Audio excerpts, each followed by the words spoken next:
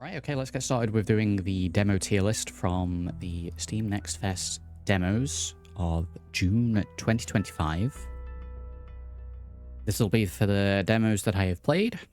I won't be tier listing demos that I haven't played.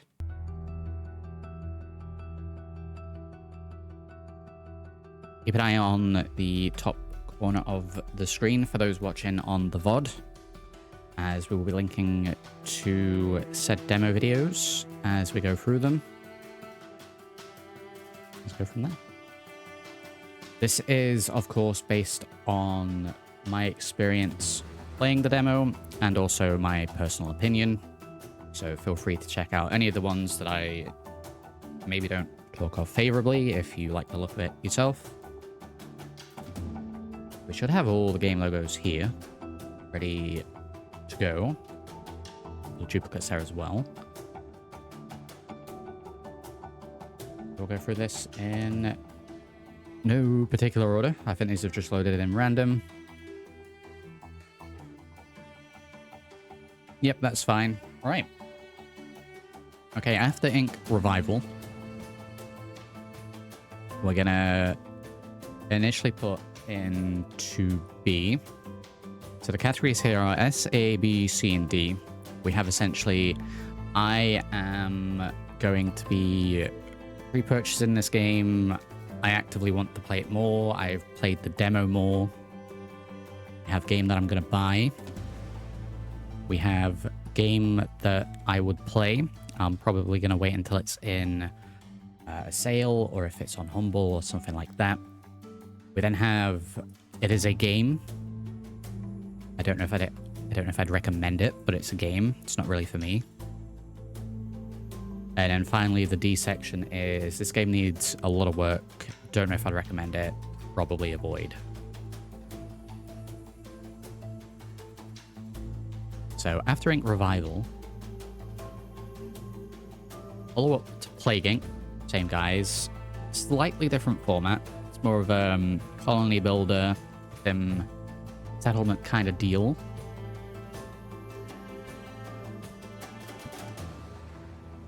The visuals for it were fairly straightforward, fairly nice, fairly colourful. Would I buy this?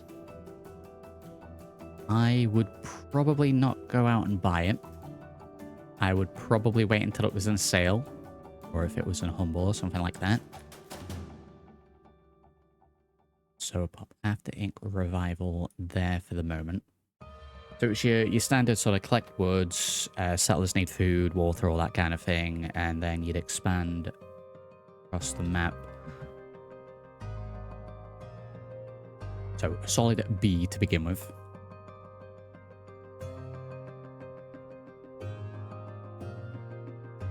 We'll go for Scavland next. Now this was pretty much Stalker, but 2D sprite based. There was definitely a level of challenge there. Okay, the pixelated graphics. It was vying on the slightly too challenging. So I don't think I would buy it. I think I definitely recommend it for those that enjoy games like Stalker, definitely. Would I recommend it? Yes. So definitely in the B category. Would I recommend it over After Ink? Or would I play it more than After Ink? I would probably personally play After Ink over Scavland. So let's stick that on this side.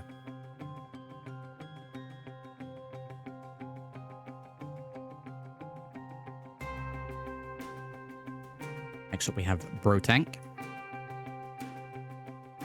This was, felt like a slightly different take on a Survivor's Lake, where you had your little tank, you'd upgrade it, go around, get your little orbs, coins, whatever, upgrade it like that.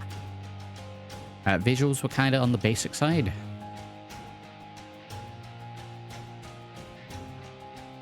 But but I did like the fact that they took a slightly different take on a Survivor's Light.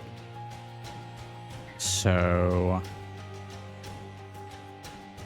would I recommend it? Probably...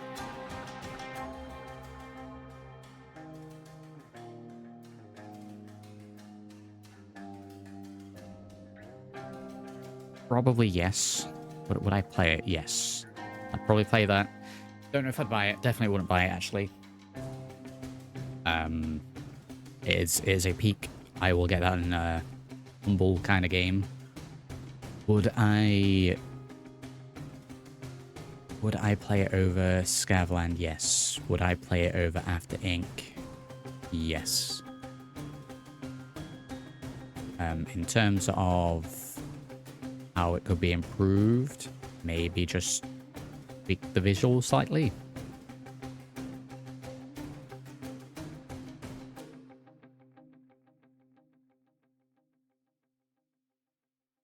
Okay, next up is Deadly Days Road Trip. Instant vibes of Death Road to Canada, but slightly different. You had more of the 3D-ness there. I would definitely play this. Aside from the fact that the game crashed on me at the end, which that's fine. I thought the visuals were very nice, the gameplay was solid. I would probably buy this one. I think this goes up into the A category.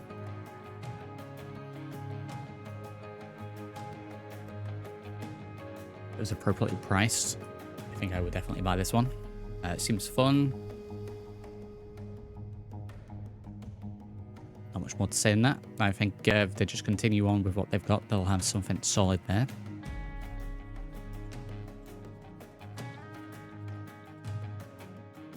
Next up, Baby Steps. We have another game by Bennett Foddy, so he's just getting over it, fella. This one, slightly different concept. It is essentially co-op in 3D. I think a lot of the humor in this is going to be what carries it. Would I play it? Yes, definitely. I do like a nice little challenging game like this, even though they're incredibly frustrating. Would I buy it? I probably would buy this one. I think it would be a nice stream game. Visually, I think it was fine. It doesn't need to be any more advanced graphically than what it was. Mention a concept. Very basic, but very replayable. And I think, as mentioned, the humor will carry it. So yeah, we'll definitely buy that one. Would I buy it more than Deadly Days Road Trip? Probably not. I think Deadly Days Road Trip's going to have more replayability in it. So, Baby Steps there. Dungeon Sweeper was a slightly different take on Minesweeper. So, the core gameplay is kind of straightforward and basic. Visually, it was also kind of basic, but I don't think you really need much more than what it was. It was relatively short because it's essentially just Minesweeper. Would I play this again? I think I would probably not play this one again. Though competent enough that if that kind of gameplay is your thing, maybe give it a look. So, a little work to be done on that one, maybe. Holston up next. I was pleasantly surprised with this one. I wasn't quite sure what to expect with the visuals on the store page. Then we got in and the whole Very, very heavily inspired by the old Resident Evils. So it definitely goes into I would play it. You had the whole third person over the shoulder and then switch into first person. Didn't know that was a feature. It really enjoyed that. You had your little puzzles in there. We got a little stuck when we were playing it, but that's more on me. Would I play it? Yes. Definitely into the B straight away. Would I play it over all the other ones here? Yes. Straight to the top for that. Would I buy this?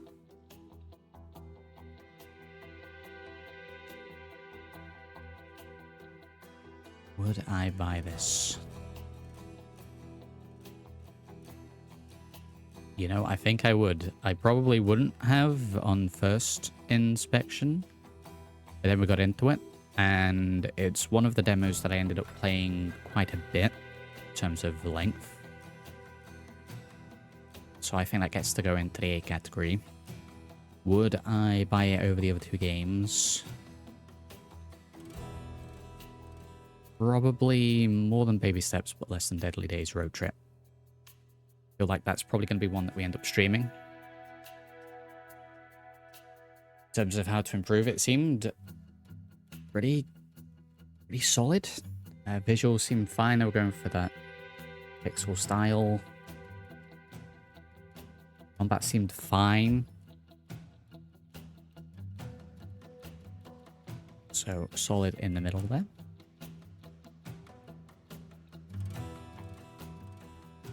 Tic-tac-tic. Your basic concept of tic-tac-toe has ducks. It has ducks, so that's got a good thing going for it.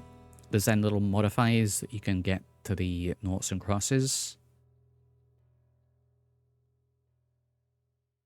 Would I play this?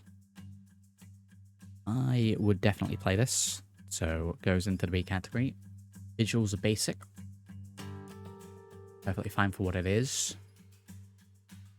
I'm very interested to see a lot more of the modifiers, as mentioned. Would I play it more than any of these other games? I would probably play it more than Scabland. Depending on the replayability and the modifiers, if it had a little bit more work, I'd probably play it more than After Ink. So let's put it there.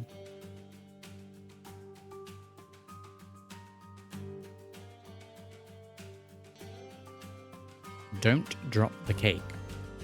So this is, at least for what we played, walking around the corridor from PT, but you're carrying a cake and you have to balance it with your mouse. I kind of like that concept. Where the whole, if you get startled, you're going to move the mouse and drop the cake. Concept-wise, great. Would I play it? I'd probably go for a C category here in terms of playability. Visuals are fine. You got your standard 3D graphics.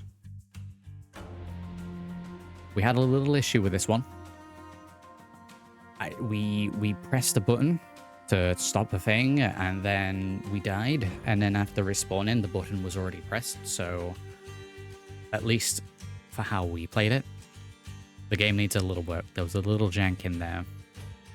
Would I recommend checking this one out? Honestly, probably no. I think it needs a load of work if there is a little jank there. So are we gonna actively not recommend this one?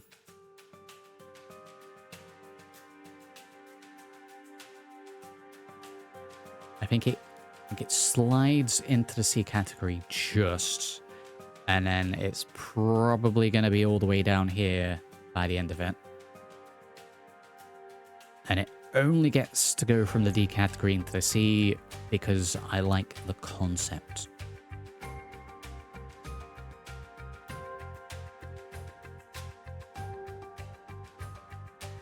Indies to Burning Kindling.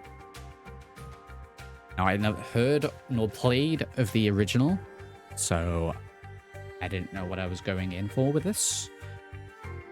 But we had some really nice visuals. The gameplay was solid. There seems to be a little bit of story there. There's replayability. So all things said, this feels like it would be one that I would buy.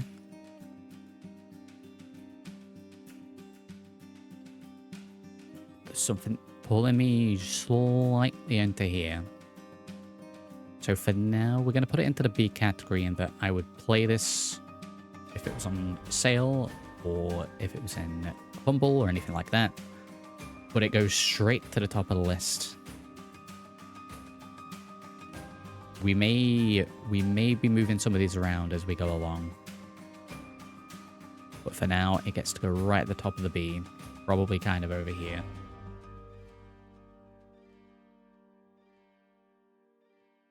Cast and Chill.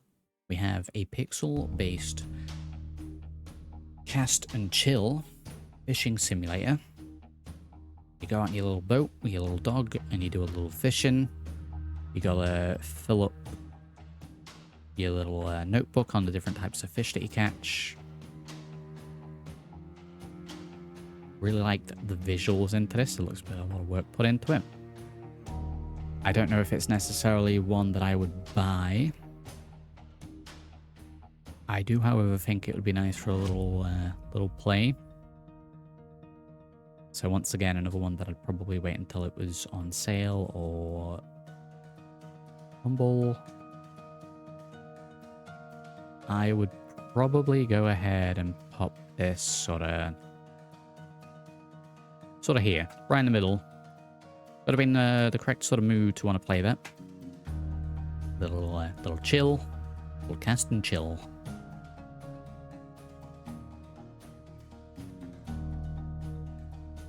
Red Protocol. I wasn't blown away by this one. The visuals were so-so. The gameplay was kind of so-so. It definitely needs work. Definitely needs a lot of work. But you could probably have a little bit of fun with it. So this, for me, is an easy C category. I would probably say I would play this more than that, definitely. And more than this. So it's top of the C category at the moment. Let's pop it there. I believe this is the one that I mentioned. Kind of would prefer it to be in first person.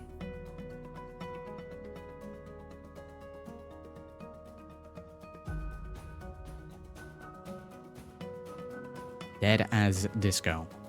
We have a rhythm-based game where you're also fighting. Now, I couldn't really tell if the hits of the fighting were matching the music. It just kind of felt like you were doing the same 3 combos over and over. So I feel like, though I would probably play it, I feel like it needs a little work because I feel like it's going to get very old very quick. Ultimately, I think this would come down to the track lists and the availability of custom music, because it didn't feel to me like the beats were actually syncing up. It just seemed more coincidental. Visually, I think it looked fine. So probably into the B category, because I do like a nice rhythm game. Probably right down to the bottom of B category.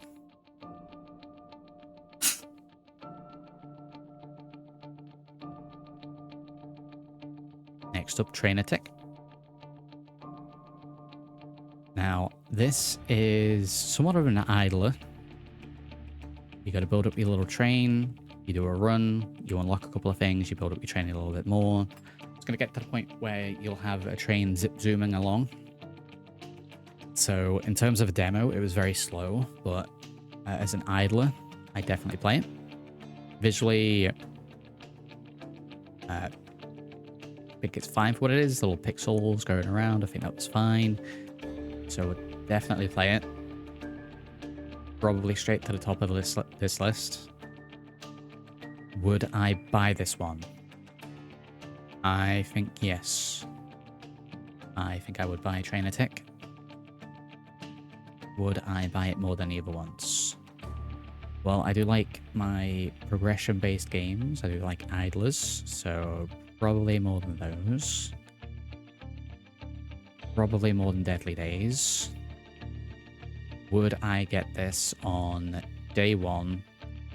/ have I played more of the demo since I've streamed it? Yes. I think Trainer Tech gets to go in the S category for me personally at this point.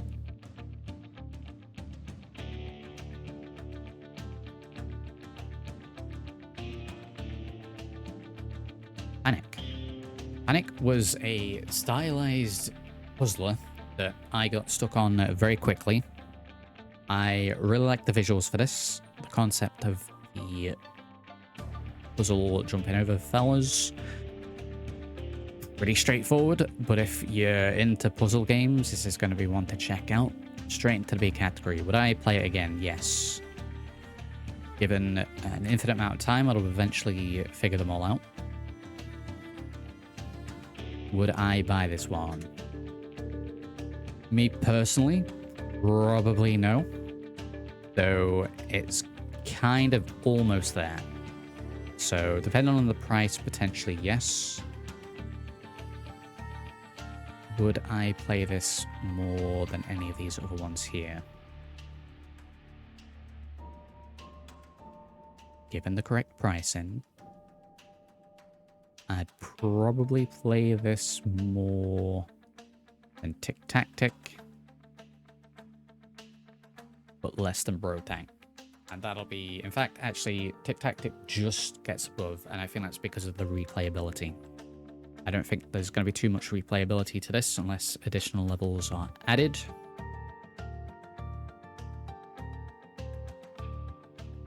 So I think Panic can go there. I'll just need to use my big brain.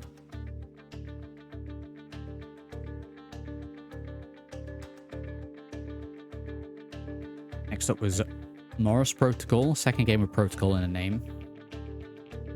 This is like a 3D pixel room-based, quite sure how to describe it. I kind of enjoyed what we played, so B category, I think. I feel like it just needs a little bit of work. I did have to look at what this was prior to this stream, as I had forgotten what it was, so that's not particularly great for it, but I think we go B category for this, and we go probably more than Scavland, but less than After Inc.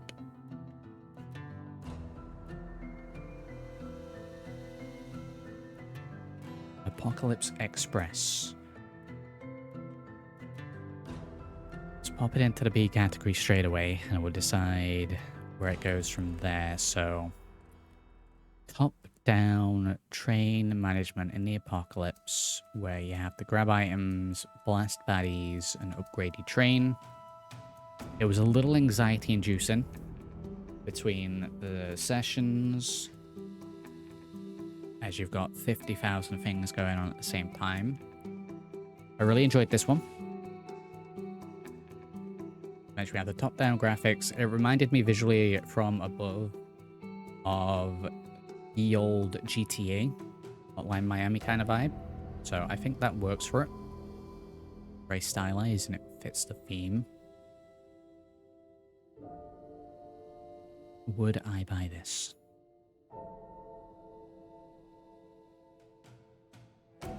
I think I probably would buy this. I think it goes to the bottom of the buy pile, though. I think that it would very likely land here if it was in the B category. I think the fact that it's going for that very stylized look just gets it into the A for me. So that one's there. Xenospore. This was essentially Into the Breach, but a slightly different take on it. I really like Into the Breach and that style of turn-based tactical thinking. So I would definitely play this. And dependent on the price point, I would be happy to buy it. Would I play this more than Apocalypse Express? It was in this category. Dependent on how many levels there are, replayability, and dynamic levels. Yes. Yes. And yes. I think that goes right up there.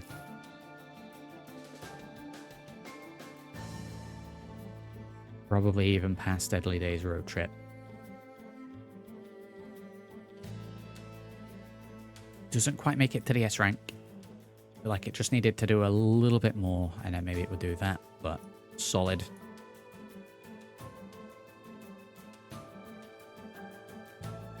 Cerberus.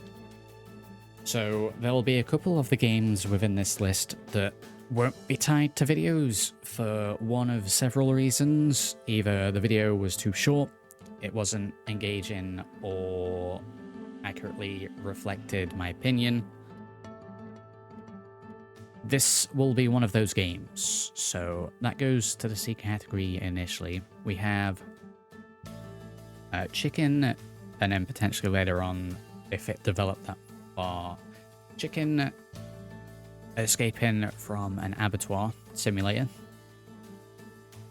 Initially, very basic platform puzzler where you're a chicken. It was doing some like weird. I got weird vibes from this. I don't like to judge things based on vibes, but I was getting some weird vibes from this. So, with that, the fact that we had a short, would I recommend this? I definitely wouldn't play it again.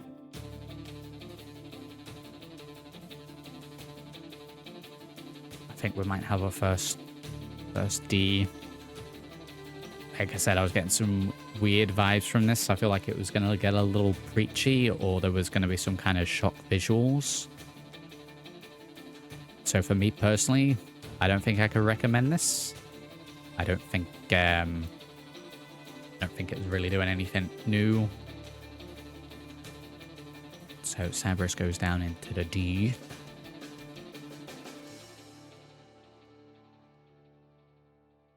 Oddcore. Oddcore was indeed odd. Visually, a very distinct style. It was getting a little bit too busy for me, but I can understand the appeal to this one. So I don't think I would play this one just based on the visuals, but the gameplay itself was fine.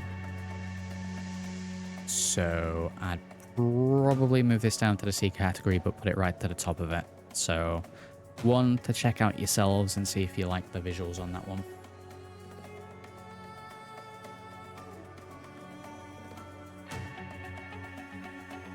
We're at to 10. It's 10. We got a side-scrolling, rhythm-based game. Very fun, very cute. The demo was a little confusing, as was the overall general gameplay. I do like a rhythm game, so it boosts it up a little bit. But in terms of gameplay, just a little bit too confusing of a demo. Maybe if they tweak that out a little bit. So this drops down here. I'd probably play this more than Oddcore if those little issues are addressed. Very fun, but just needs a little work.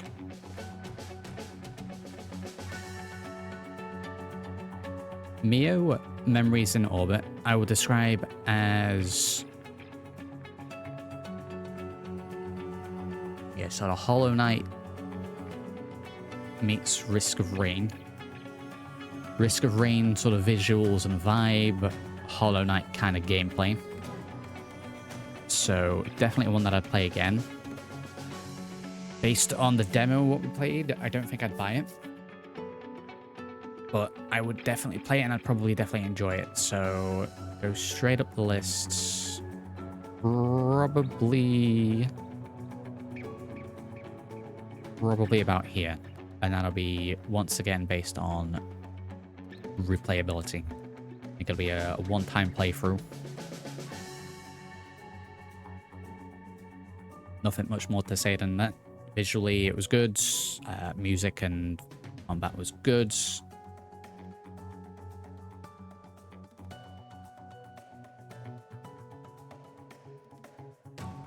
Morbid Metal. This was sort of futuristic hack and slash. Not really the sort of game that I'd go out to play myself. But it was doing some interesting mechanics between stages. So this for me is going to be either a high C or a low B. Would I play this if I got it for free? I probably wouldn't, but just... I think if you like this type of game, with the combos and the hack and slash, then it's going to be one to check out. I think this will probably sit at the top of C, just based on the production value and the visuals. I think it's a competent game, so it's not for me.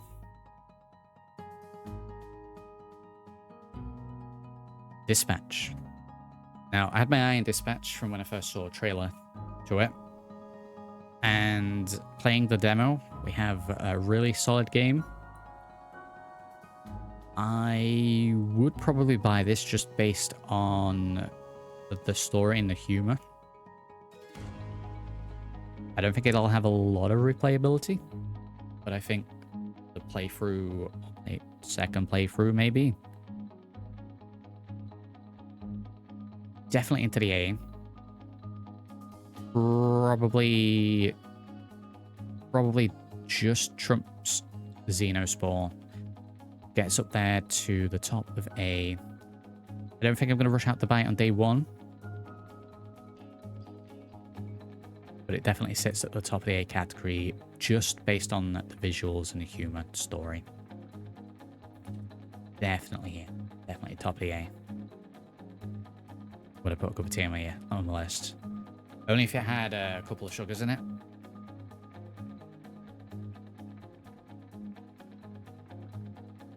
That would definitely be on the S tier cup of tea.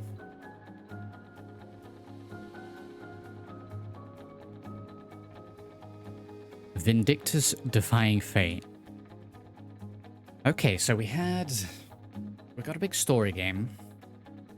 We've got really good visuals. We have a sort of Elden Ring Souls-like light in terms of gameplay. The enemies were fairly easy to take down. The boss took a couple of attempts and it was fine. A lot of story in this one. A lot of listening, a lot of reading. Kinda has an old style MMO vibe. I definitely wouldn't buy this one, but I think I'd definitely play it. It's competent enough that I would probably recommend it, if that's your kind of thing. Where would I stick it on the list of playing? So games don't necessarily always have to have replayability as long as it's competent in what it does. I think this probably jumps to the top of the B category. I think I would probably play through this once. Just to find out what the story is. Beat those bosses.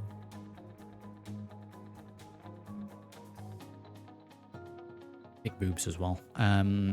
Next up, we have Kilo Niku Bowl Up. So I really enjoyed this one. I would definitely play it. If it was the B category, it'd go straight to the top. I will definitely be buying this one. The gameplay was pretty straightforward, but it's doing some really good things there. Visually, we got the whole anime style going. Would I play this more than Xenospore? Yes. I was very surprised at how much I enjoyed this, as I was just expecting a little cooking sim. Would I play this more than Dispatch? Yes. I think the replayability to this is going to be great. Would I rush out to buy this one day one? Yes, I would. We're S categorying Kulo Niku Bowl Up. And I think I'd probably go higher than Trainer Tick as well. We've got a first place contender at the moment.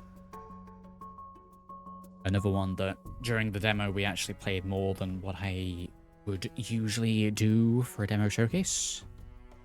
And I had to actively stop myself from playing it so we'd continue on with demos. I'll be getting this day one.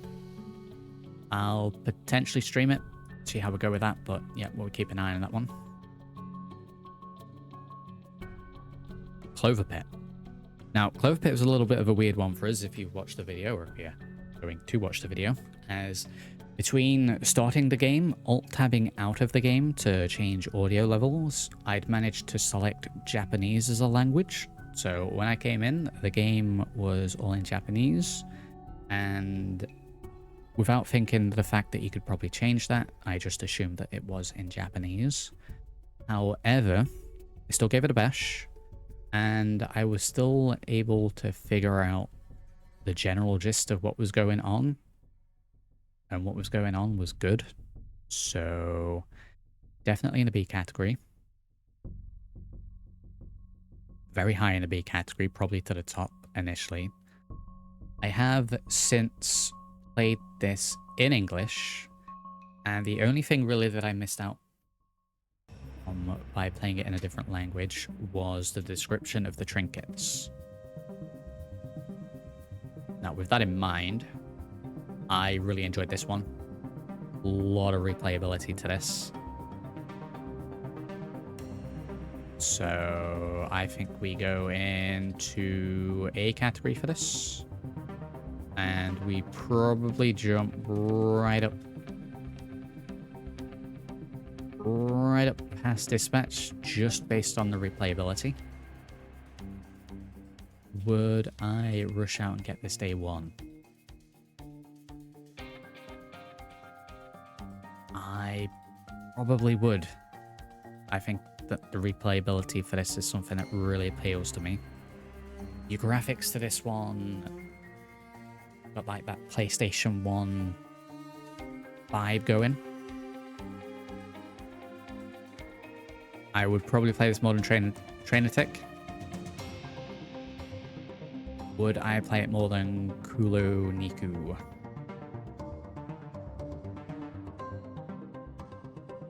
This is a hard one. It's probably the hardest point so far. We'll probably go second place for that for now. Very close though. Very close. These two, if I could put these at the same spot, I probably would. If I have to pick one over the other, it'd probably be that. So, very interesting one. Do check that one.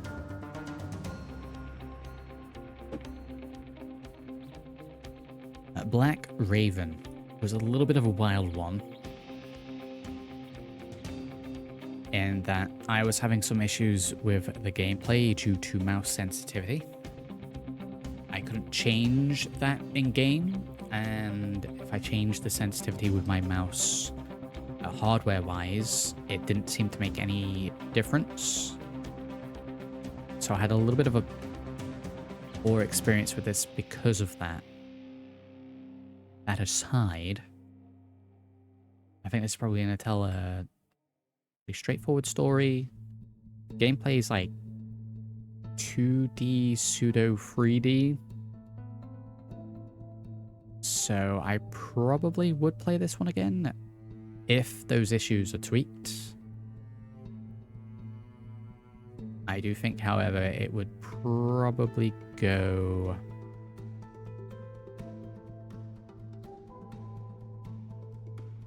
Probably go quite low on the B category. Probably here. If those issues are tweaked, definitely there.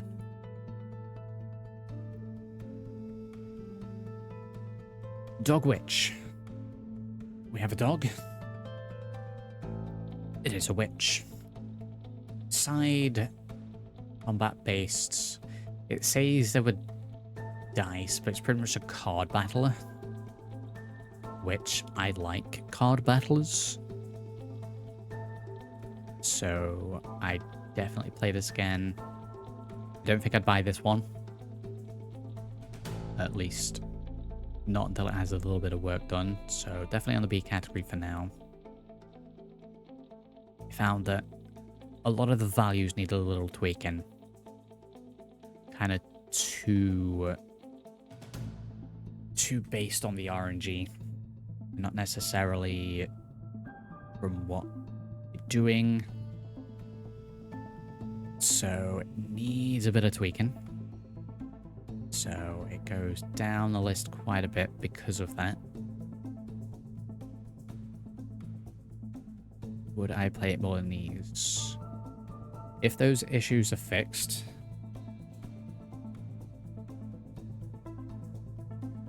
then I probably would. So because of that, it goes back up. And it probably sits about here. Smack bang right in the middle of... Just needs a little tweaking. And then I'll probably play it.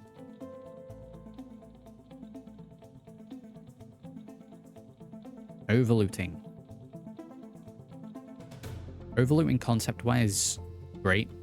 You just keep continuing going through battles and getting items. And you get rid of the garbage items. You upgrade your better items so that they get more and more improved. Would definitely play this. Don't think I'd buy it. This might be another smack bang in the middle in terms of it needs a little work, a little tweaking to the values, maybe add a couple of little extra things in there. So probably next to Dog Witch because of that. Would I play it more than Dog Witch?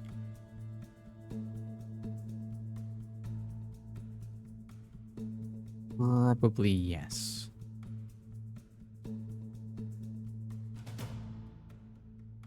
So we have Absalom. I'm just going to double check what this one was. Not a great start for it, but I don't want to confuse it with another one. Pretty sure it was the Hades-like.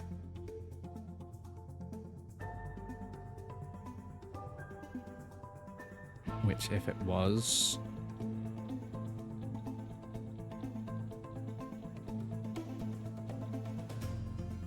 and it isn't, which isn't great for it. Means I haven't remembered it all that well, but looking at what it was, this was actually pretty competent. And I really enjoyed this one. Your little side-scrolling, beat-em-up battler kind of thing. So this goes right up.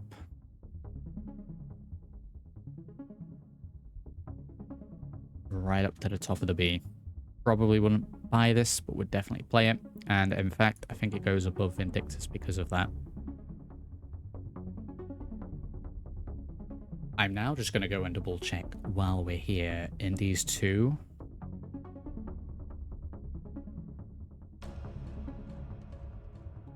Because I think that game was what I was actually thinking of there. Okay, we need to shimmy that along. In these two is what I thought Absalom was. In these two was more tactical based, but the same concept still applies.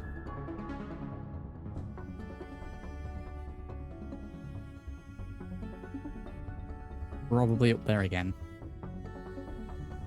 So I had actually got these two games here confused, Absalom and Indies 2. Both of which I would definitely play, both of which I probably wouldn't buy, both of which are the top contenders on the B category.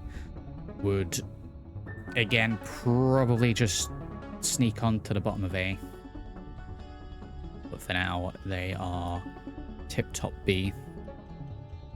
And I would say very much interchangeable between the top two spots.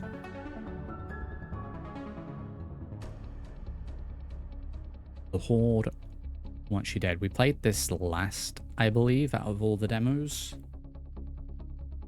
Wave-based co-op shooter with like stickmen, like 3D stickmen. I like Survivor-likes. It's a slightly different take on a Survivor-like in terms of the upgrades. So I would definitely play this. Visually competent, gameplay was competent, very good across the board. Would I buy it? I wait until it was on sale. I think we are again into the B category, but right to the top. More than Absalom or Indies 2.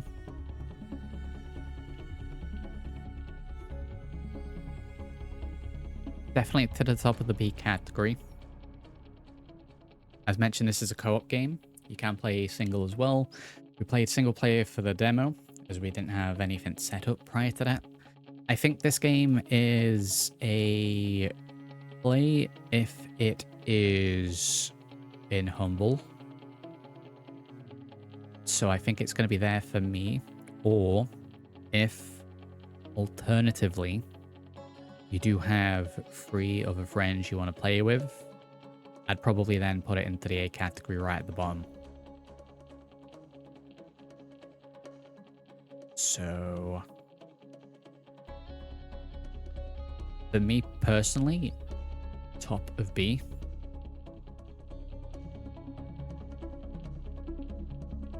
Almost into A.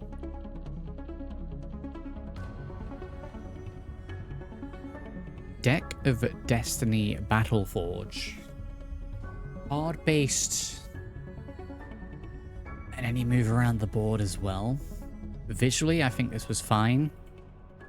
There was a lot going on. Demo-wise, it was very confusing. I don't know if it needed a little bit more explaining. So we go down to the C category. Straight away. Probably quite low because of that. So again, wave-based with cards. It was confusing.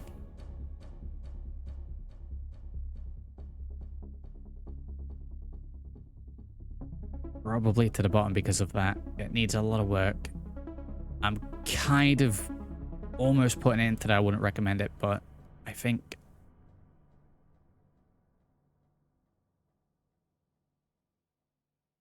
we'd probably go there. I think we go top of the I wouldn't recommend it. I just feel like it needs more doing to it. Needs work, needs clearer explanation, and then if those are addressed, it'd probably jump up to the bottom of B. Just bypass C altogether, but for now I've gotta stick it there. Stick it there, I'm afraid. After the video, let me know what tunes play in the background. For those interested that have been watching, it is the Into the Breach soundtrack. It's playing currently.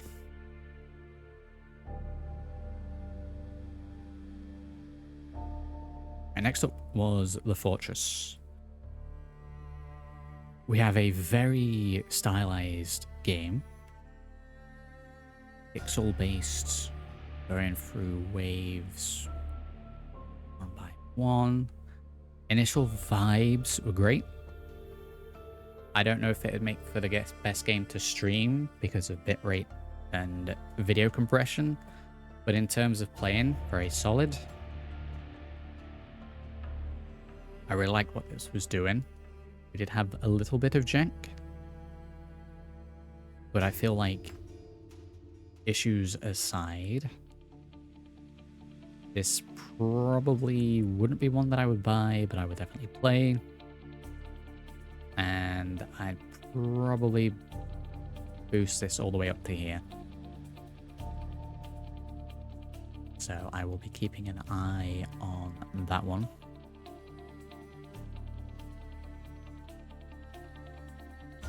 Easy Delivery Co. We have a PlayStation 1 style visual game. You drive around in a little truck in a little mountain town as a little Animal Crossing inspired character where you pick up items from person 1, take them to person 2, and you just build up a little bit of money with that. I feel like there's going to be some maybe potentially spooky lore with this one. In terms of visuals, it was great. In terms of gameplay, it was solid. Very basic. I would describe this as a chill game. So, don't think in its current state I'd probably buy it. Would get straight onto the B category with this one. I did like what this was doing, so it goes quite high up on the list. I'd probably play this more than Vindictus. Probably just more than the Fortress. I feel like maybe with some extra modes, we'd probably jump into the A category. But for now, it'll stick quite high on B. A few to get through here. We have Ferocious. This was what I would describe as The Forest meets Jurassic Park meets King Kong Island. So that is an initial vibe. Definitely one that I'd play. Don't think I'd buy it, definitely play it. We then got into it and it became a little bit predictable. So we'd go down a little bit. We didn't get all the way to the end of the demo with this one because it was taking too long. So we only saw a hint of dinosaurs. We did see some giant creatures though. What we did see was a lot of like mercenaries with some kind of faction thing going on. I'm not too vibing with that.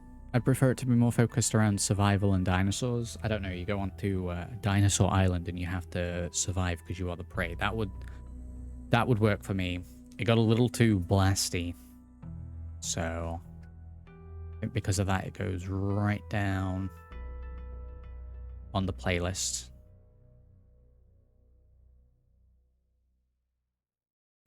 Probably less than After Ink. Probably less than Scavland. Probably less than Black Raven. So kind of low on the B list for me.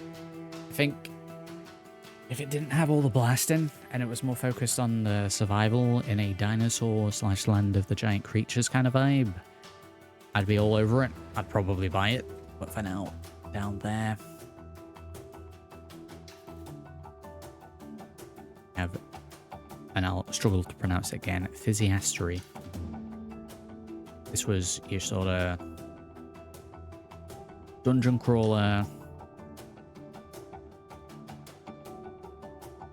Grimrock-like. Really enjoyed this one. Really enjoyed this one, so I'd definitely play it. Would I buy this one? Now, I do like an Ice Grimrock-like, and this seemed to be doing some pretty good stuff in itself. I don't know how much replayability it would have. I'd have to maybe wait a little bit for that. I would probably buy this one though. And I would probably play it more than this and this and probably Horston. So it pushes up to there.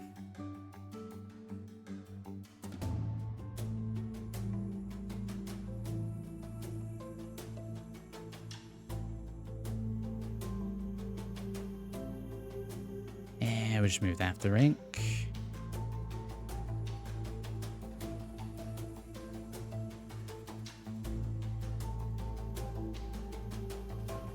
It was there. The Ferocious game was suffering from the Unreal Engine trope.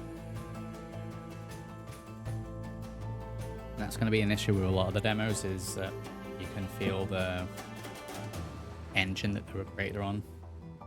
Like I said, these are all my opinion. And I'm not necessarily throwing shade at any of the developers unless I specifically do. Because I know game development is hard.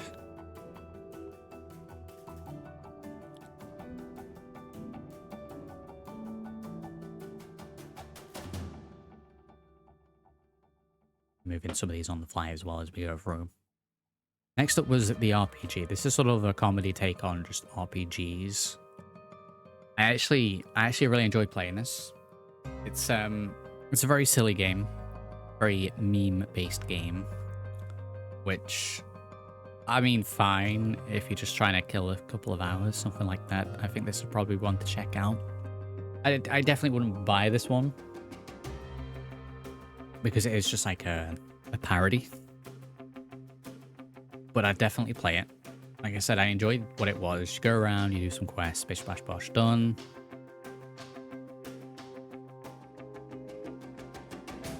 Would I play it more than these? I think we're going to be another smack bang in the middle kind of deal in the B category. I'd probably look to play Overlooting more than the RPG, though. As mentioned, I would not buy this per se, unless it was on offer. So smack bang right in the middle.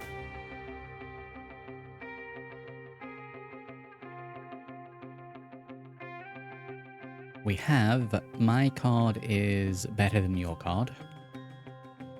Straight away, we're just going to put this straight into the S tier, and we're probably going to put it at number 1.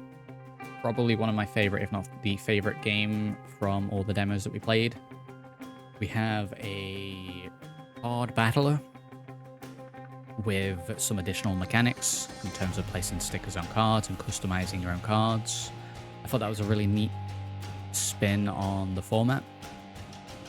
Visually, fantastic as well. Going to be tons of replayability to that, tons of expansion and mod potential. So there's no deciding that. Straight to the top. Straight to the top. Would highly recommend that. Looking forward to that, and we'll definitely be getting it day 1.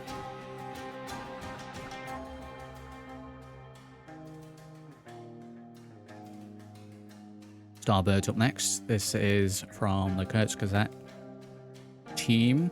Do those YouTube videos, you've seen them. This, however, was like an industry-like. Using the visuals, go to the different planets. Kind of got to puzzle your little pipes to the correct things. Visually, I think this is great. I love their stylized look with little birds. I don't know if I'd play it though. The gameplay is not really my kind of thing. So I think that drops right down.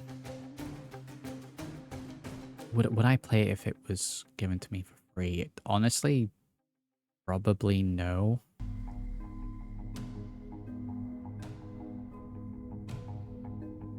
I think after your first level, I don't think there's really much challenge there. Just drag a pipe to a thing, wait for your resources. It's more of a time consumption thing. So I think this drops down to the C category, even though I really like the style.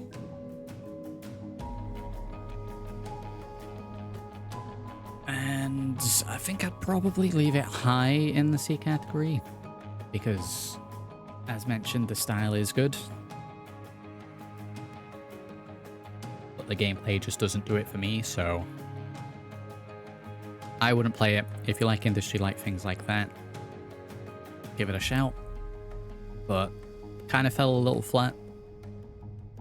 Feels very much outsourced, including the content.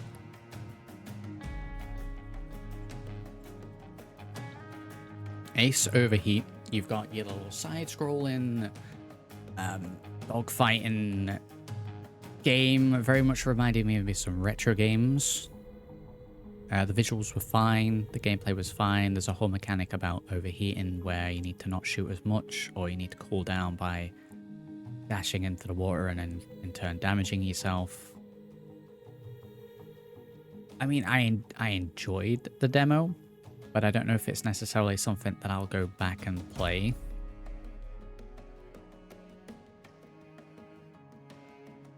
Would I play it if I got it on Humble? I could probably see myself killing some time with this one. So, probably to the bottom of the B category. Doesn't quite dip down into C because it's either top of C, bottom of B. Would I play it? Would I not? I'd have to be in the correct kind of mood, just looking to kill some time, but would I choose this over other options?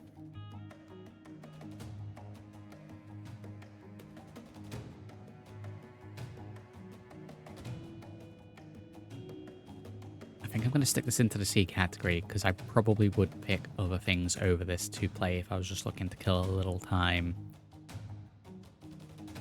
But it's high on the C category because there will be people there that'll enjoy that kind of game, so probably there.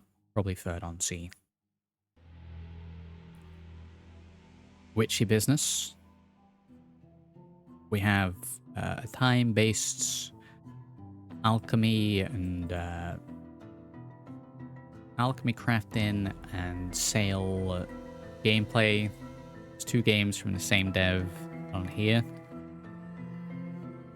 I didn't mind the gameplay, but it's very, very basic, very mobile orientated, I think. Would I play it? It was free. Probably not, and that's just personal preference. Some people would probably really like this. The visual style was fine, nice and colourful. Well, I think this is a solid C category for me. And I'd probably stick it kinda here. In the middle of the C for me. Nice visually, a little too basic. So I guess with that in mind, I'll jump ahead of you to Ship Inc., which I believe was done by the same devs, as they had a little message at the title screen referencing the other game. This is pretty much the exact same thing, but a different format where you're basically an Amazon employee. So the exact same comments apply to this. Visually, it's nice and colourful. Gameplay straightforward, not really my kind of thing. Smack bang in the middle of the sea. Would I prefer Ship Inc. over Witchy Business? I think if I could, I'd probably stick them at the exact same spot. But out of the two of them, I'd probably play Witchy Business more because of the whole trading aspect.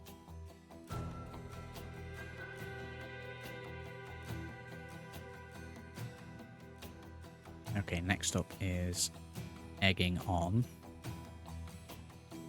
Let's pop you in the B category to begin with. Let's see. So, you are an egg.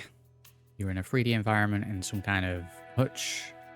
You're rolling around and platforming up. It's a frustration-like, getting over it, Bennett Foddy kind of game. Visually, it was nice. You got your platforming going up.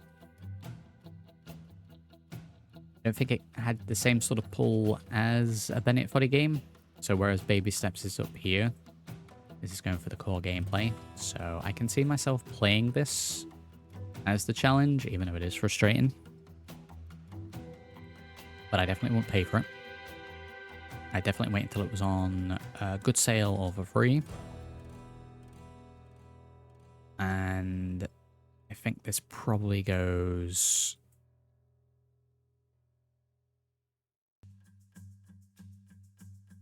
probably in between Panic and Cast and Chill as one where your middle of B category is I'm looking to kill a little bit of time kind of game.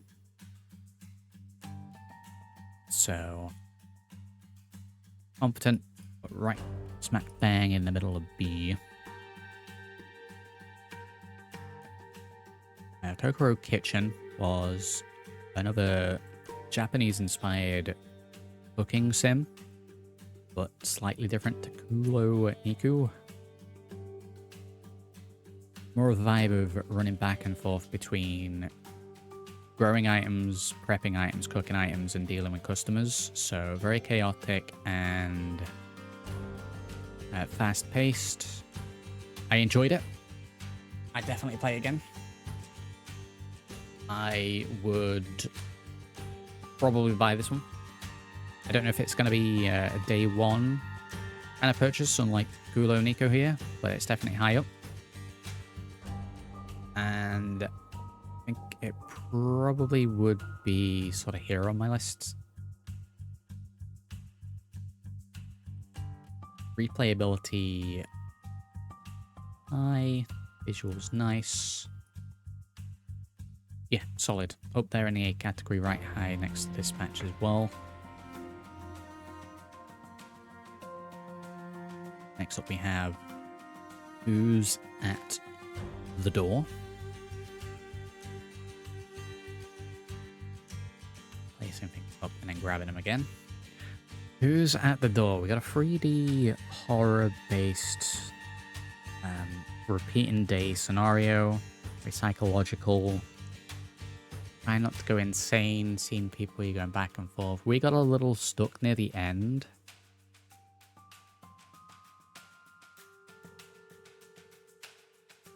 But that's on me. In terms of what it was doing, I think it was fairly solid if you're into sort of psychological horror things. Would I play it again? I probably would. I'd maybe need to look up a guide for Big Brain.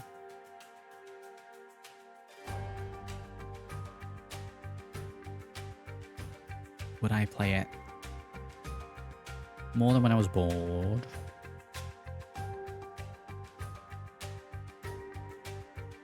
Probably... I'd probably give this a bash. I don't think there's going to be a huge amount of replayability. I don't think necessarily the story is going to be amazing. But if we can get some more weird visuals going on. So, probably gonna be quite low on B.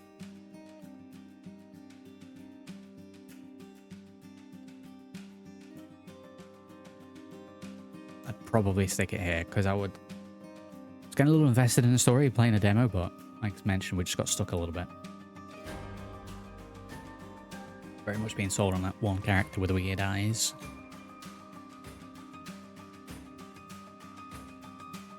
Right, there are no orcs.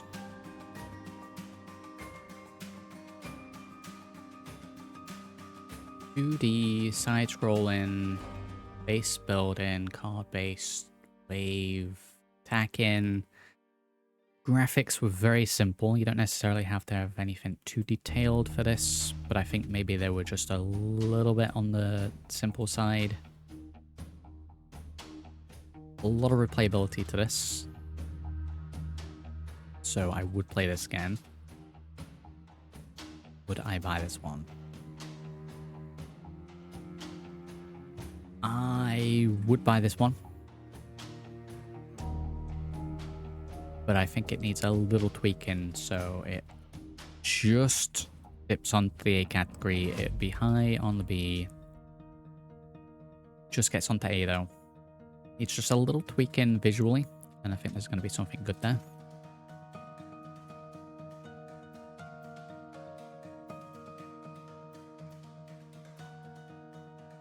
Liminophobia was a walking sim in liminal spaces to try and trip up anyone who has a phobia of liminal spaces. I thought this was fine. It very much is what it says on the tin. I don't know how much in terms of a game there is there. So, nothing sort of around here to begin with. Would I replay this?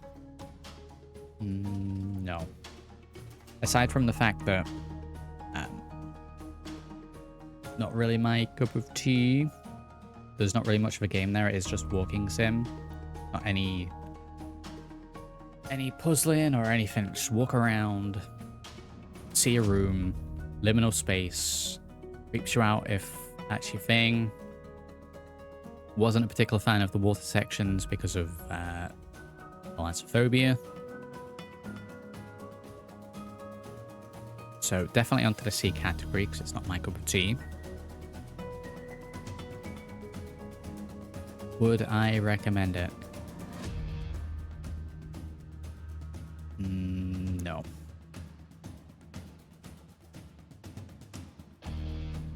So all the way down, probably to the bottom of here.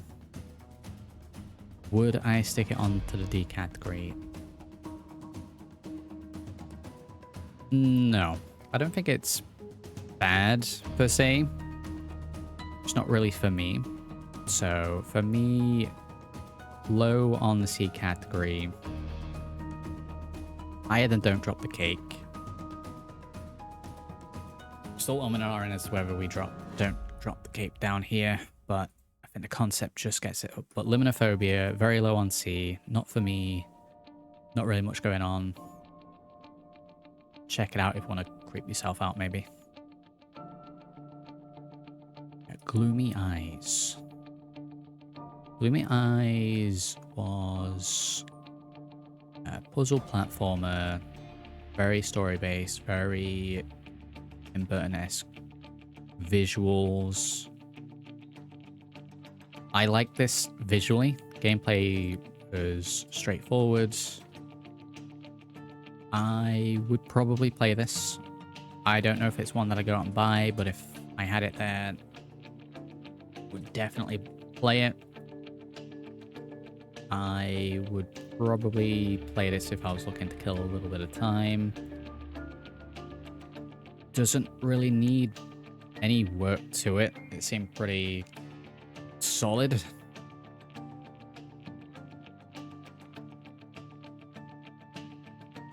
So, sort of middle in here.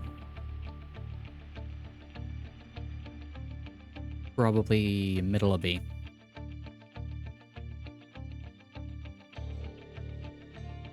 For some people, this is probably going to be in the S or A category. But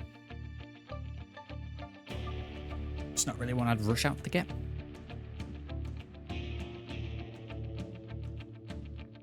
No, I'm not a human. This game creeped me out. I was genuinely creeped out by this one, and I really enjoyed what it was doing. Would I buy it?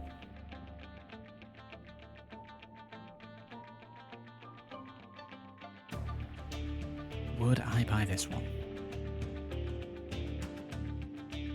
I think based on the creepiness factor to it, I probably would buy it. So it jumps up into the A category straight away because of that.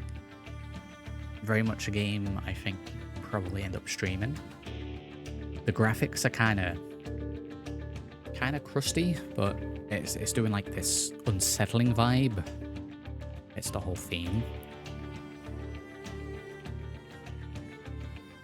So it gets to go in the A category. I'd probably stick it right down to the bottom of that.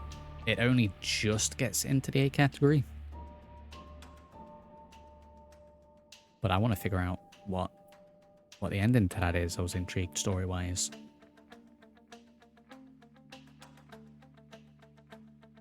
Hiragami up next. Right, we have 3D platformer, little fighting in there where you're a little fella made a origami. I think the gameplay was pretty average. The visuals were nice.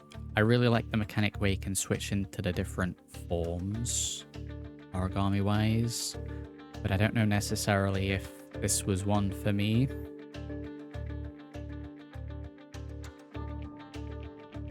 So, would I play it again? Would I play Hiragami again? Honestly, probably not. I didn't mind some of the combat, but the whole going around and just hitting random things to get items, for me, knocks it down into the C category. But it's going to be high in the C category.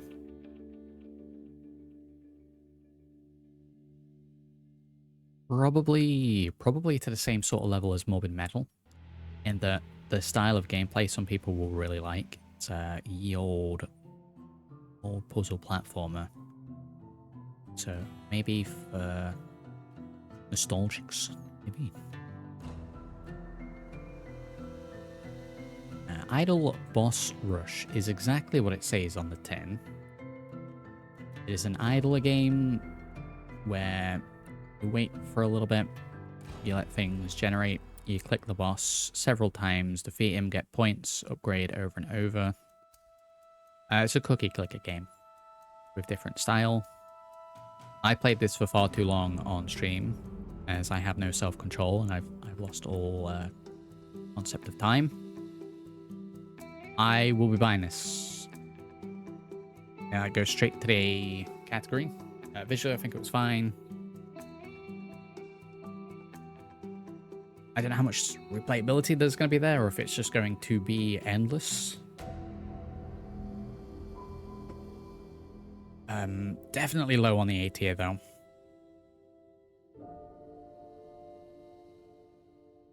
Just for the fact that it is an idle game like that. And I know that it is going to consume a lot of my time. So down there on the A tier, I'll be getting that. I Am Mouse. I Am Mouse is a simulation type game where you are a mouse and you're hopping around initially in the demo in a house and outside a little bit. This needed a hell of a lot of work in my opinion.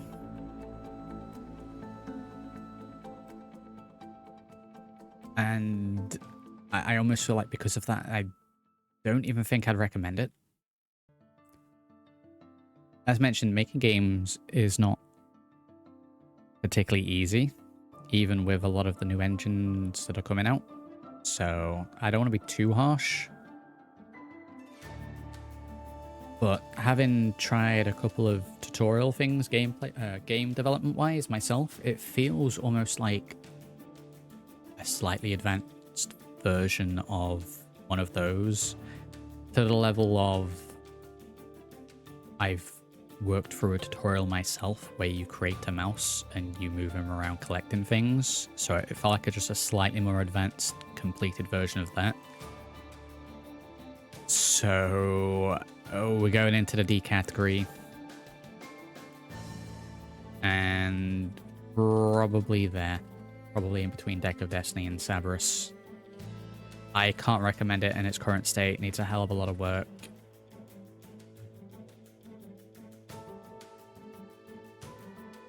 Raiders of Black Veil. Now this was a Hades-like. Gameplay, this was okay. I feel like it was getting a little samey. Even with the upgrades. So I don't think I'd play this one again. but I think it's going to land in the same category as Origami, Morbid Metal, Ace Overheat. If that type of game is your thing, you might want to check it out. But for me, just not really my cup of tea. Not really my cup of tea there. Frogmageddon. I wanted to like this because Frog,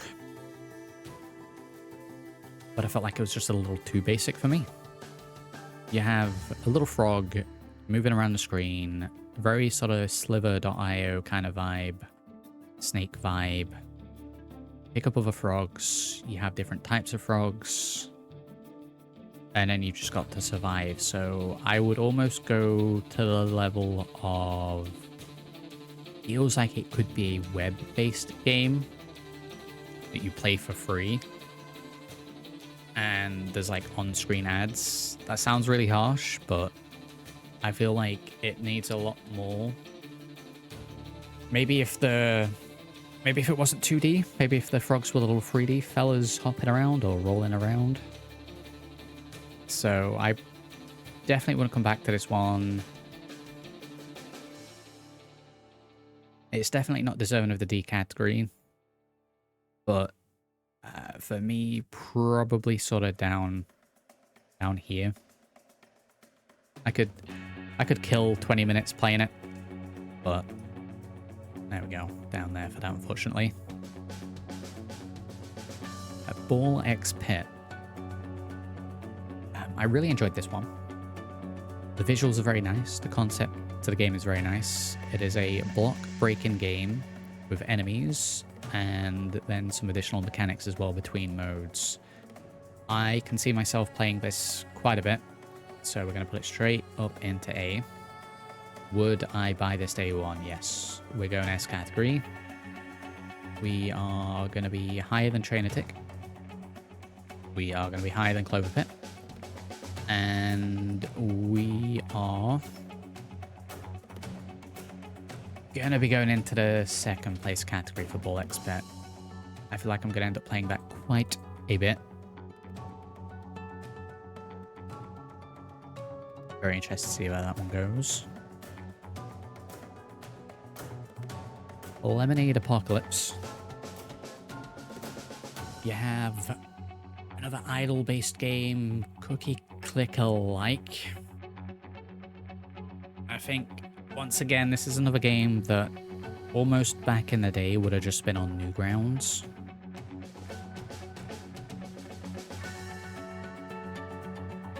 But I kind of liked what it was doing. So I'll probably give this a playthrough, so it ends up on the B category. I definitely wouldn't buy it. I'd probably get a full playthrough to make all the numbers go brr. But it's definitely low. Would I play it more than egging on?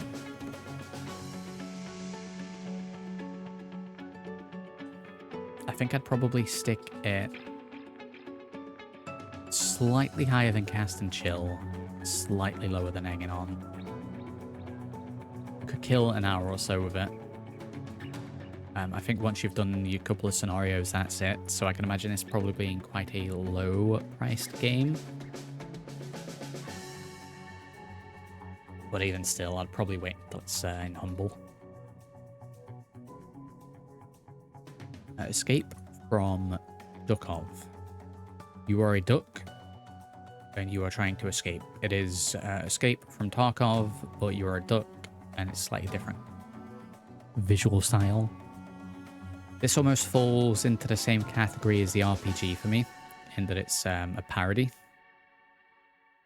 I think it's heavily relying on the fact that it's a duck. So I probably see myself killing a little bit of time with that. I feel like it needed a bit of work.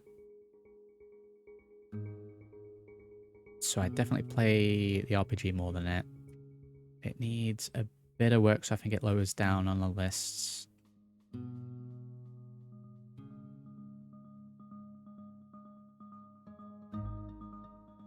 Probably there for me. Just needs a bit of work. Just needs a bit of work. Cleared Hot. Cleared Hot was the helicopter game that we played. Very sort of 80s action film inspired parody kind of thing. Fly around, you blast a couple of fellas, you carry items from point A to point B. Fairly solid. Would definitely play it again. Would definitely not buy it. But kind of high up. Probably to the same sort of level as Bro Tank for me. Probably just beats Bro Tank. Very fun. People will like that one, I think.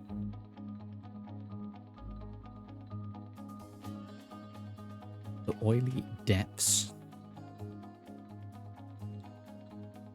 We have, again, PlayStation 1 tier sort of visuals they're going for. You're in some kind of Cthulhu underwater submarine where you swim around, go to an oil area. You gotta manage drilling or sucking the oil. There's then oxygen levels. Some people really like this type of game. I thought visually and sort of concept-wise it was fine.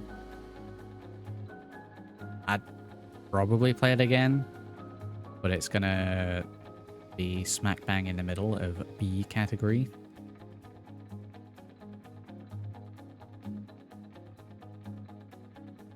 Probably about that. Probably with smack bang right in the middle.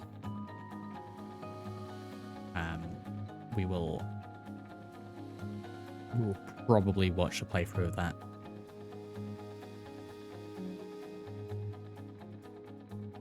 Netherworld. Netherworld was a 2D side-scrolling pixelized adventure story kind of thing with a little mini-game in there. I assume there's going to be more little mini-games. Visually, I think this is fine for what it is.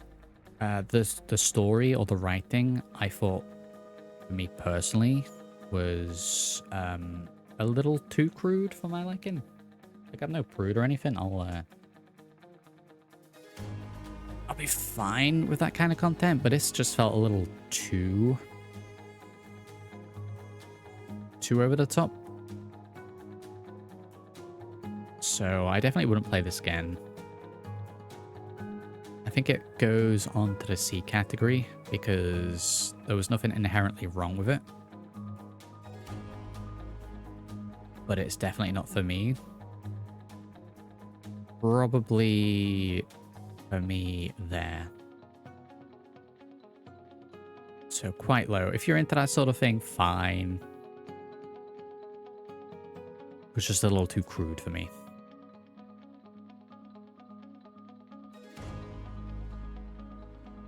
Neon Abyss 2. Now, I'd never played Neon Abyss, and I'd heard good things about it.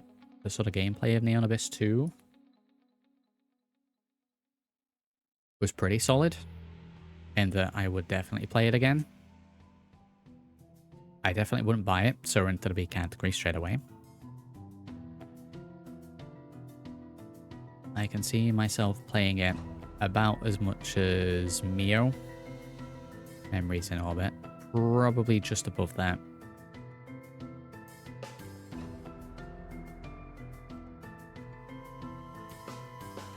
Would I play it more than After Ink? Probably yes. In fact, After Ink there. More than Tic Tac Tick. Yes, same with both of those. We'll tweak in. We'll do a final run through of all of them as well. So yeah, pretty solid, very colourful, side-scrolling, sort of Metroidvania-esque.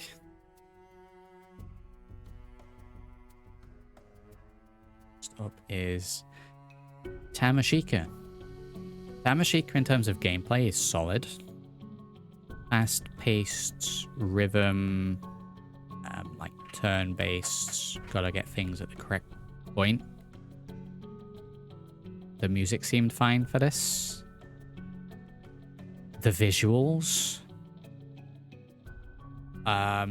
You're gonna need an epilepsy warning to even consider playing this, even if you don't have epilepsy. The visuals hurt my eyes. I had to stop playing this very quick.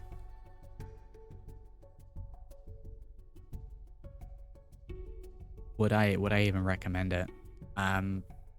Honestly, probably no. Which I feel kind of bad because there's definitely something there, and core concept's fine, but that visual style kills it for me, and I couldn't recommend it because I'd be afraid that I'd cause someone some serious harm. So tweak the visuals just a little bit so it's not as flashy, and I'd probably take it up to a B. Fox and Shadow. Up next, we have a quite rudimentary cards game. Visuals were okay.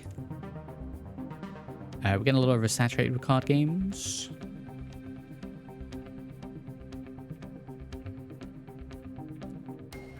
So, I mean, I probably wouldn't play this one. So I think it drops down to a C category. But it fits in this sort of top area. So I'd probably stick it there. Smack bang in the middle of the C. It's fine, just needs work.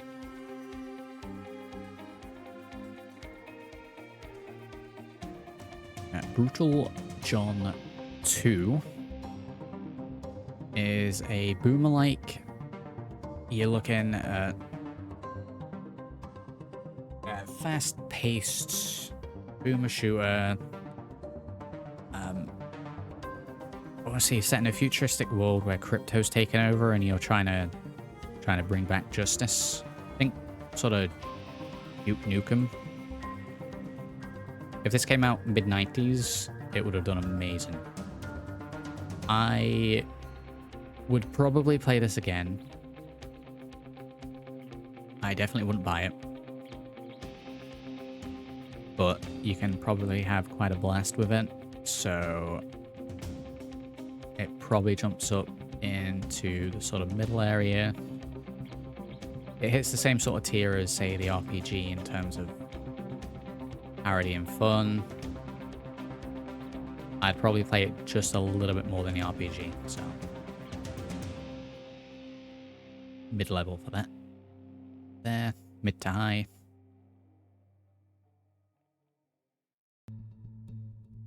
Tokyo Underground Killer.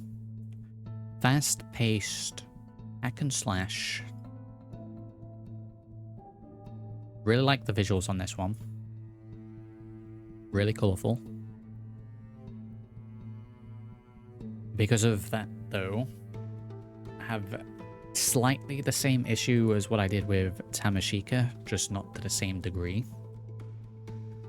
And that I probably couldn't play too much of this in one sitting.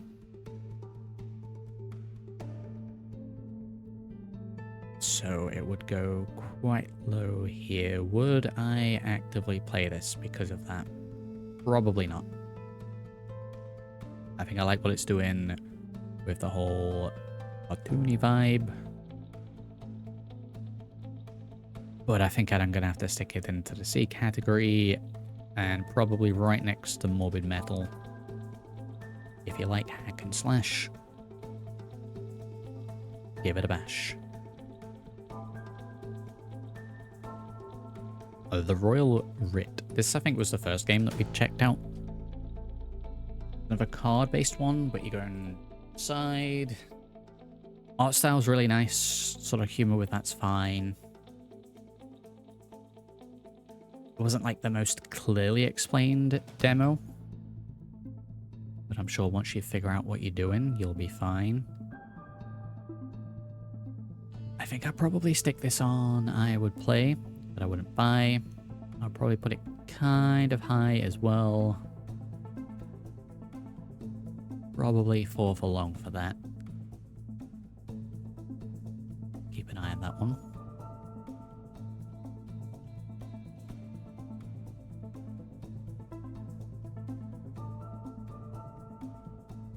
Next up is Dream Abyss Survivors.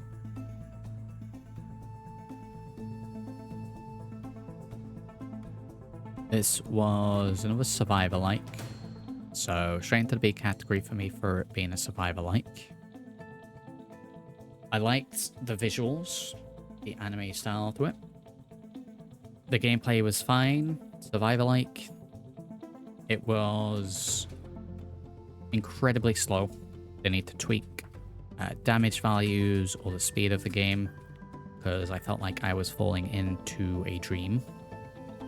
The music fits that, but it doesn't fit the type of game. So probably wouldn't play it myself. Would I recommend it? In its current state, probably no. It needs some serious tweaks to be a proper survivor-like. It's just too slow. So all the way down here for that initially.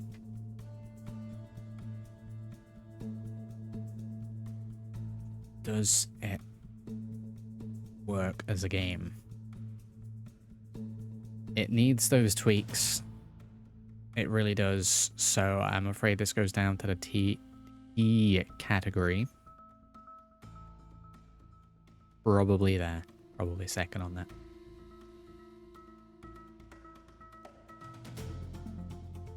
If you're looking for the videos of these James, you want to be over on the second channel where we have a video for each of these demos. I'll link to that down in the video description.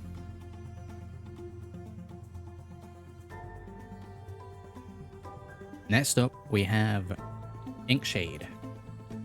I really liked Inkshade.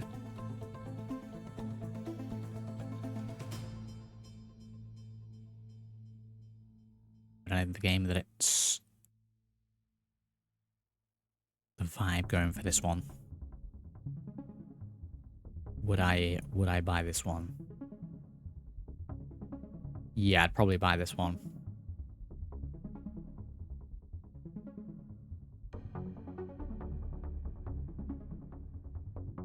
I would buy this one, definitely. Would I play this more than any of these? I would probably stick this quite high on the replayability. Probably smack bang in the middle. We actually streamed the demos over several streams, James. There was 5 or 6 8-hour streams, so we spliced them down into the videos.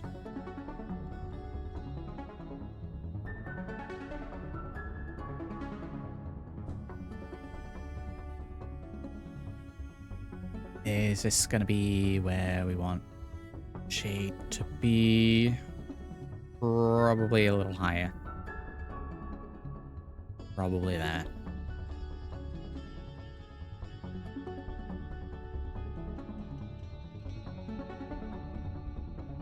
We have One Man's Trash. This follows the tale of that fella who lost his hard drive full of Bitcoin. But it is also gameplay-wise the same as that digging game that came out a little while back. Would I play this? I mean, I played the digging game. And it's kind of a... once you're done, you're done.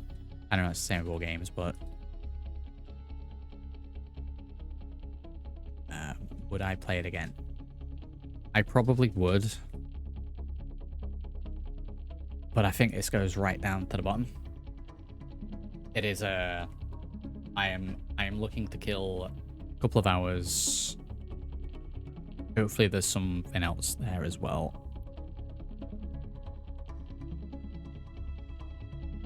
So yeah, low on that.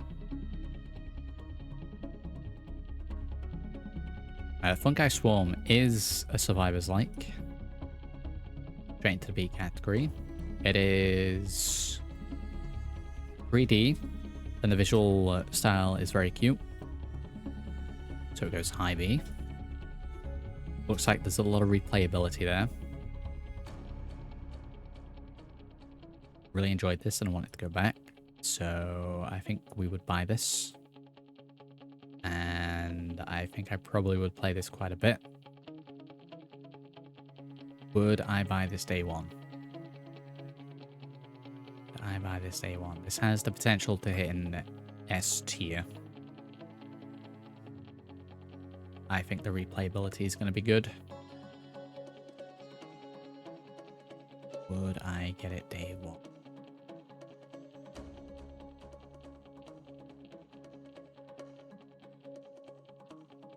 I think I probably would. And I think probably a little higher than Trainer Tech.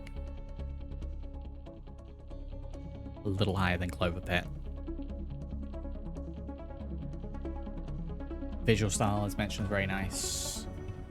Music was good for the type of game. Fast paced, the upgrades seem fine. I kind of want to see what the other builds are like in it, so we'll get that straight into the S tier. Sword and Shield Simulator. This is going to be another one where there isn't a video associated with it.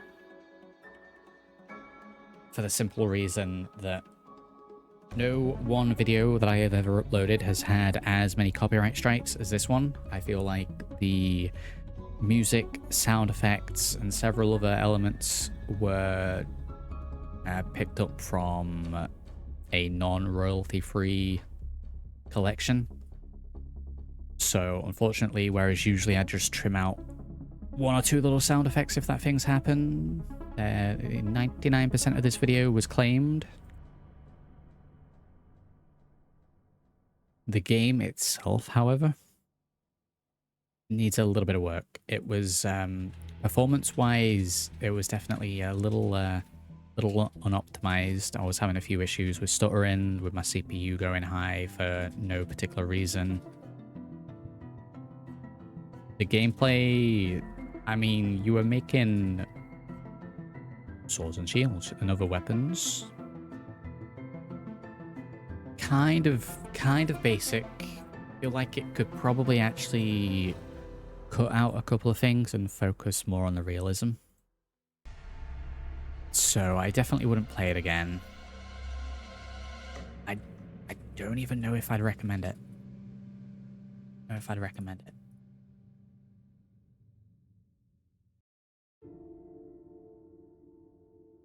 Would I potentially if it had some work? It was, I mean, it was great for clip farming. You had characters there, there were Mimi. But do you really want that with a game like this? Everything was sort of AI generated voice-wise, at least from what I could tell. So great for humor, but gameplay-wise, just a little not quite there. I think we got a D category. Quite low on the D category as well. Let's pop that. Yeah, I think honestly, probably about 90% of the filler stuff. Take it right back, and you'll have something competent there. Breedman. Up next, this was a rhythm-based PS1 style visual, more of a sort of concept kind of thing. Kind of thing you'd see on a demo disc back in the day. Kind of basic, don't know if I'd play it again. Not quite sure I'd recommend it.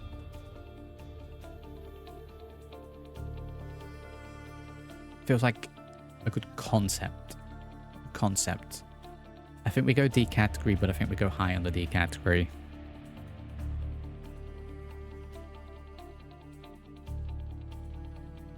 Frosthaven. Frosthaven, I'm gonna have to look up again.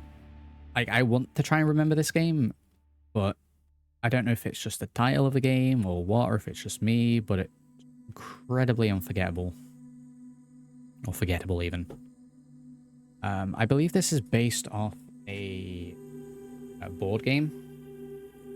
So maybe if I had played that, I'd enjoy this more. So because of that, you can get the kind of gameplay from it being turn-based, tile-based. For me personally, I feel like you need to sink a lot of time into this. So demo-wise, it didn't work. A lot of planning. So because of that, I wouldn't play it again. But I feel like it had the skeleton of something good there. So it falls for me into the same category as Morbid Metal or Tokyo Killer in a, if you like turn-based, board game-based games, maybe check it out. Just a little too expansive and bland for me. So High on the Sea. Spinny Dungeon up next. We have a rogue-like casino slot machine style game, but it is also an RPG where you add bonuses to different characters and you gotta be boss. Visually very basic, but I guess that's all you really need. Visuals could maybe be tweaked a little bit. I can see myself playing this. As mentioned, needs a little tweak visually. What you call concept gameplay there of trying to get good combos. I'd probably stick this sort of at the same tier as Lemonade Apocalypse. Kill a bit of time for it. Nothing amazing.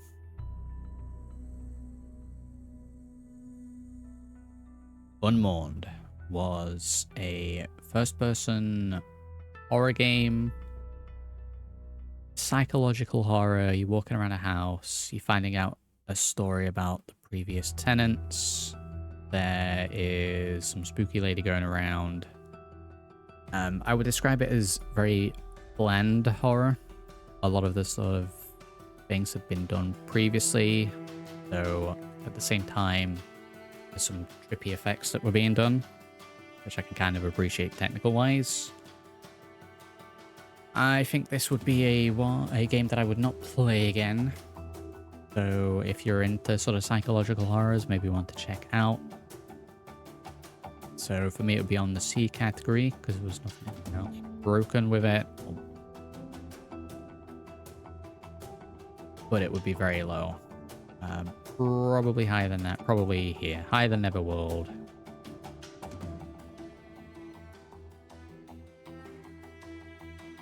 I would say maybe just needs a little tweaking.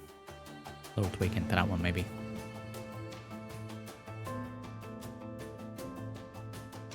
Decks of the Damned is a card-based game, but it was slightly different than a lot of the other card games. I really liked what this was doing. So I would definitely play again. Visuals are basic, but fit the theme. Very gothic kind of look to it. Would I buy it? I don't know if I'd buy this one. I'd definitely play it though. And I would probably stick it quite high. Probably where I put it then, actually. Just like fourth down. Kind of the same vibe as the Royal Writ in terms of how much I'd probably play it.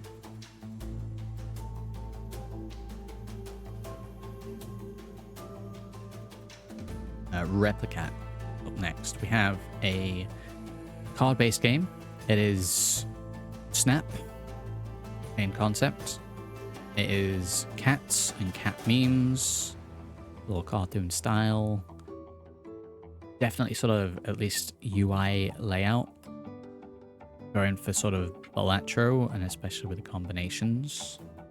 Not quite to the same tier as Balatro though. I will definitely play this again.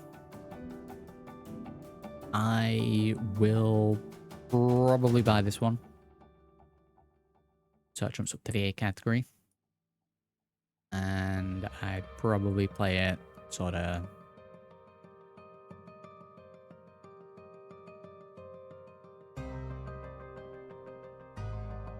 about here. They're quite high up. Quite high up on that one. I think that's got potential, again, with expansions and additions. Quite high up for Replicat.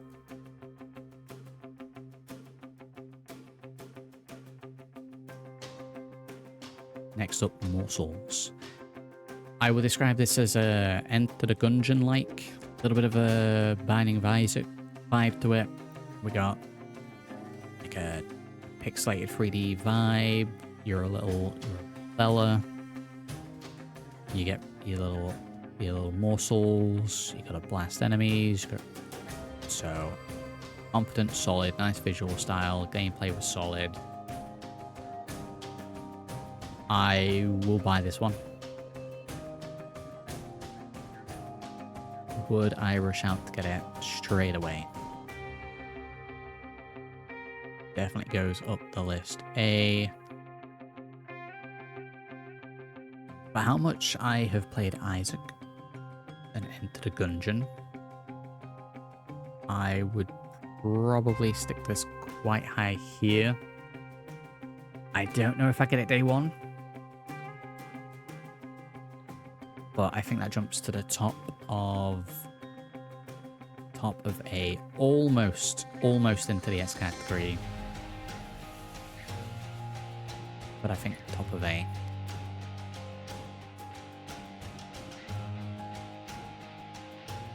Flick Shot Rogues.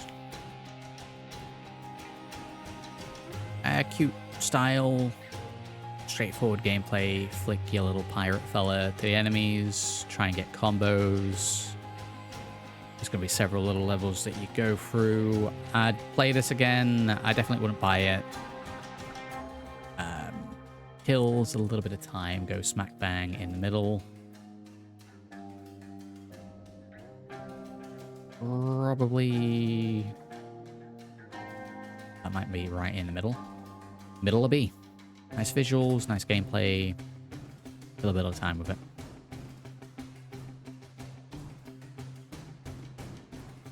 And we have Pioneer.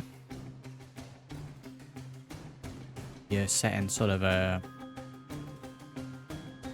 It was like a Eastern European town of some sorts where there was some kind of unstable experiment. Very much inspired by, say, Stalker or Chernobyl, that kind of thing. Doing its own thing a little bit. So many games now that have that sort of core concept of almost like an alternate universe and spooky things and anomalies. Kind of bland because of that. Not really doing anything amazing. I probably wouldn't play this one again. But for those that like that kind of thing, it's gonna go quite high up in the C category. If you like that kind of game, seems pretty competent. There was a whole multiplayer aspect to it, if I remember correctly, which I think we just touched on in like the hub world, and I think the first person that we saw had a somewhat not safe for work name, so I guess they need to tweak that kind of thing. But yeah, high in the C. And then finally we have Unbeatable. I have 3 logos down here for some strange reason. Let's get that in. We have a rhythm-based fighting game. We initially started out in the story mode. There's a whole story thing there, so that's great for those that want that. The story, probably for me, would drop it down to a C category, because it's not really my cup of tea. However, the arcade mode definitely will be where I will play, so this gets to go into the B category. would play this, but I would not buy it. It goes for the game to kill a bit of time. Play through the arcade mode. So probably mid to high. Probably around the sort of same level as Dead Hot and Bro Tank. I do like a nice little rhythm game. If it didn't have the arcade mode, I probably wouldn't recommend it, but it's in there. Alright, well that's all the logos in, all the games in. Let's have another check to make sure everything's in the correct order in each category. Make any tweaks if needed. And then we'll maybe check out one of the two of the tip-top ones. So let's double check the D category. We have Breedman, Hamashika, Dream Abyss Survivors, Deck of Destiny, Battleforge, Iron Mouse, Cerberus, and Sword of Shield. Again, I think a lot of these are just at the they need a lot of work kind of stage. Sword and Shield definitely right to the bottom. Needs a ton of work, both concept-wise and performance-wise. Cerberus, I mean, fine if you're into little puzzle platformers. I was getting like weird vibes. I almost had the kill switch ready on the game. Just in case they were going to go for any sort of shock value. They're definitely down at the bottom. Same with this. Same with this one. I do kind of feel bad for putting both Breedman and Tamashika down into the D category, but I just can't recommend them in the current state. A little tweaking and they'll jump into the C category, but as is, I think they're probably in the correct order. In the correct audience. Don't Drop the Cake just gets into C. Just as mentioned with the concepts. Xenophobia there. There in the middle. Oddcore. I think I'm going to move Oddcore. I think I'm going to move that up to probably here. I think it's literally just the visual style that's not vibing with me with that one. Ratatan to the other side of that. And then I think that we're okay in the C category. B.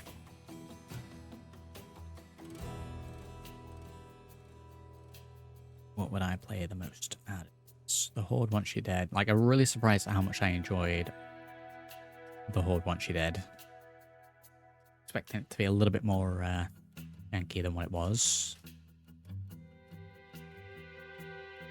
Absalom, Indies 2, Burning Kingdom, Burning Kindling, Decks of the Damned. I'm gonna move that up to here. I actually really enjoyed that, and I think I would play it more than needs. But the rest seem about fine. After Ink might be a little higher than where it should be. Let's lower that to where I think I probably would. Probably, again, to kill a bit of time with it, probably drop it down to there. Rest all seem fine.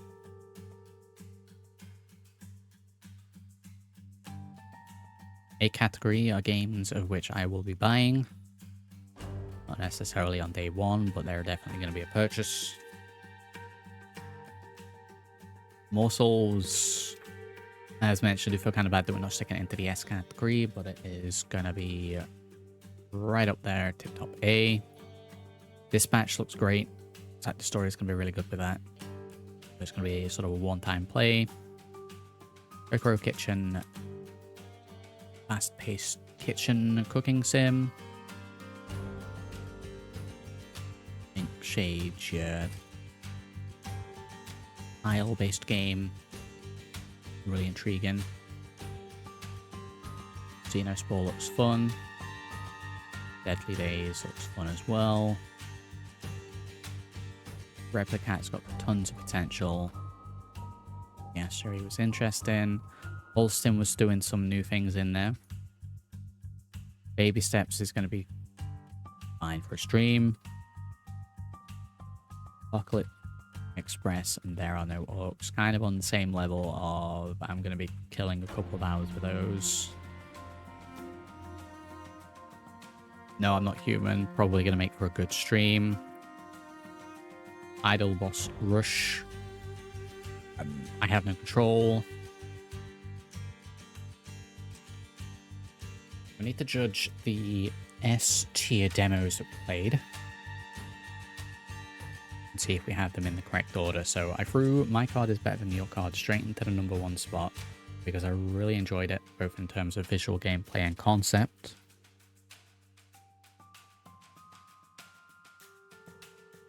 And if there are additions to it, or if the full game has an expansive list of stickers and cards, I think it's probably going to stay at #1. Vorlex Pit, probably there. I think I'm going to move One Guy Swarm up to the #3 spot. I could probably see myself playing this more than Ball Up Game, even though I really enjoyed that. Overpit, Trainatic.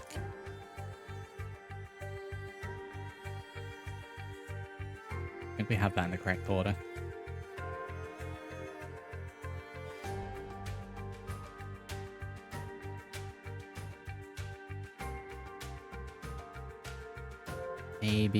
Maybe Clover Pit just tips the post there just a little bit. Okay, well I think we have our tier list. Again, not necessarily meaning that the games down at the bottom are bad, unless I have specifically mentioned. Just that they're either not my cup of tea, or I wouldn't recommend them at the moment. We then work up through that category of games to B, where I would actively play any of these. I'm just looking for a game discount or a Humble Bundle code. To A, where any of the games in this category I will actively be buying the game, but not necessarily on day one. And then S tier games are games that are going to be bought day one and will probably have a lot of gameplay, playability. But there's the tier list. So, as mentioned, those are my opinions from the game demos that I did play. If you're looking for the videos associated with each of these, they will have pinged in throughout the video at the associated points. There'll also be a link down in the video description.